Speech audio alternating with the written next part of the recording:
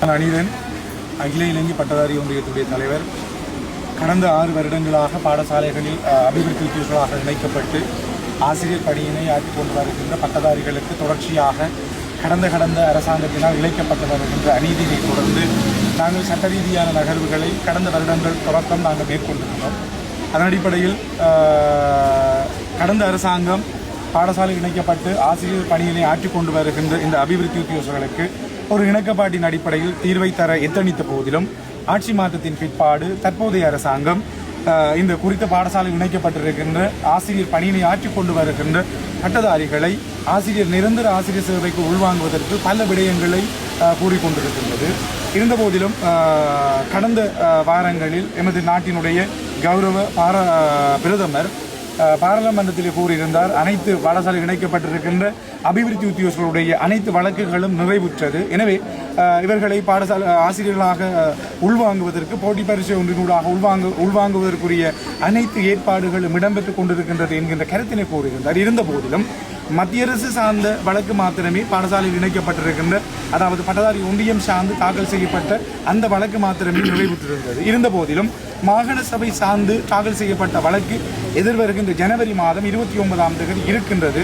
ஆனாலும் எமது நாட்டினுடைய கௌரவ பிரதமர் அனைத்து வழக்குகளும் நிறைவுற்றது என்று ஏன் எவ்வாறான ஒரு பொய்யுரையினை அந்த பாராளுமன்றத்தில் உரைத்தார் என்பது இத்தவரைக்கும் எங்களுக்கு ஒரு நாட்டினுடைய பிரதியாக இருந்த போதிலும், அதேவேளை ஒரு படித்த ஒரு பட்டதாரி சமூகம் என்கின்ற அடிப்படையில் நாங்கள் இதனை எவ்வாறு எடுத்துக்கொள்வது என்பது தெரியவில்லை. இருந்த போதிலும் பாடசாலைகளில் 6 வருடங்களாக அபிவிருத்தி உத்தியோகர்களாக இருந்தாலும் ஆசிரியர் பணியினை ஆற்றிக் கொண்டு வருகின்ற இந்த குறித்த தரப்பினருக்கு தற்போதைய அரசாங்கம் கூறிக்கொண்டிருக்கிற ஒரு தீர்வு, இவர்களுடைய வயதை 45 வயதாக நாங்கள் அதிகரித்திருக்கின்றோம். அதிகரித்து அனைவருக்கும் ஒரு போட்டி பரிசு ஒன்றினூடாக நியமனத்துக்குள் ஆசிரியர் நியமனத்திற்குள் உள்வாங்குவதற்குரிய ஏற்பாடுகளை செய்து கொண்டிருக்கிறோம்.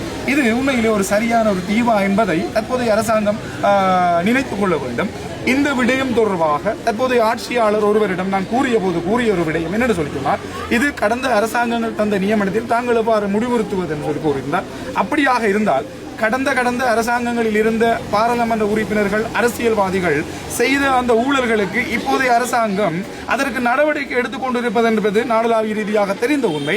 அவ்வாறு கடந்த அரசாங்கங்களில் இருக்கின்ற அரசியல்வாதிகள் செய்த ஊழல்களுக்கு இப்போதைய அரசாங்கம் அதனை மையப்படுத்தி கொண்டு சட்ட ரீதியான நகர்வுகளை சட்ட ரீதியான நடவடிக்கைகளை எடுக்க முடியுமாக இருந்தால் எங்களையும் கடந்த அரசாங்கங்கள் தங்களுடைய அரசியல் சேவைகளுக்காக அரசியலுக்காக பயன்படுத்தியிருக்கலாம். நாங்கள் இன்னும் சொல்ல வரவில்லை. என்ன சொல்லி சொன்னால் கடந்த அரசாங்கத்துக்கு முன்னைய அரசாங்கம் நாட்டினுடைய ஜனாதிபதியாக இருந்த மதிப்புக்குரிய கோத்தபாய ராஜபக்ச அவர்களுடைய ஆட்சி காலத்தின் போது 53,000 பட்டதாரிகளுக்கு ஒரே தரத்தில் பயிற்சியின் அடிப்படையில் நியமனம் வழங்கப்பட்டது உண்மை. அது என்னத்துக்கு வழங்கப்பட்டது என்று எங்களுக்கு தெரியாது. என்ன சொல்லி நாங்கள் ஒரு நாட்டினுடைய பிரஜை. ஆனால் பாதிக்கப்பட்ட தரப்பு என்கின்ற அடிப்படையில் இப்ப இருக்கிற அரசாங்கம் ஒரு நியாயமான அரசாங்கமாக நாட்டுக்கு வெளிப்படுத்தப்படுகின்றது.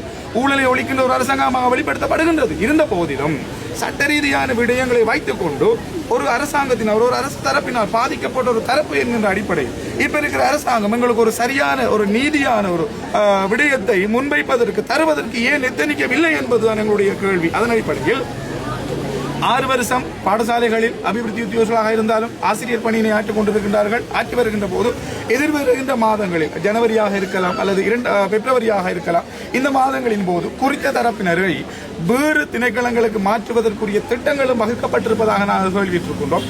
அவ்வாறு நடந்தால் 6 வருஷம் ஏலியன்ஸ் மாதிரி அபிவிருத்தி உத்தியோகர் ஆனால் அபிவிருத்தி உத்தியோகர்கள் அல்ல, ஆசிரியர் பணி ஆனால் ஆசிரியர் அல்ல. ஆனால் இப்படியான ஒரு உளத்தாக்கங்களுக்கு மத்தியில் வழங்கப்பட்ட நியமனம் இந்த தரப்பினர்களுக்கு மீண்டும் இந்த அரசாங்கம் தவறு இழைப்பதாக அநீதி இழைப்பதாகவே நாங்கள் பார்க்கின்றோம். இந்த போது நாங்கள் அரசாங்கத்தை முற்றுமுழுதாக நாங்கள் குற்றம் சாட்ட வரவில்லை.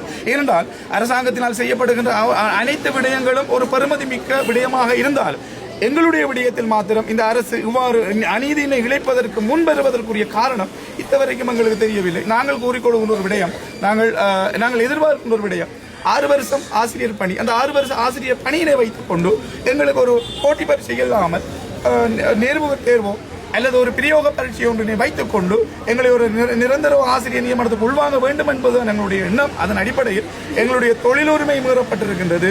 எங்களுடைய அடிப்படை மனித உரிமை மீறப்பட்டிருக்கின்றது. அதன் அடிப்படையிலேயே நாங்கள் இன்று நாடளாவிய ரீதியாக அல்லாவிட்டாலும் வடக்கிலும் கிழக்கிலும் இன்றைய நாட்களில் மனித உரிமை அந்தந்த மாவட்டத்தினுடைய பிராந்திய அலுவலகத்திலே எங்களுடைய மீறப்பட்ட அந்த அநீதி இழைக்கப்பட்ட அந்த விடயத்தினை வைத்துக்கொண்டு அந்த மனித உரிமை ஆணைக்குழுவினுடைய அந்த பிராந்திய ஆணையாளரிடம் எங்களுடைய விடயங்களை இன்று மட்டக்களப்பு மாவட்டத்தில் எங்களுடைய கோரிக்கைகளை முன்வைத்த விடயம் இன்று மட்டக்களப்பில் இடம்பெற்றது.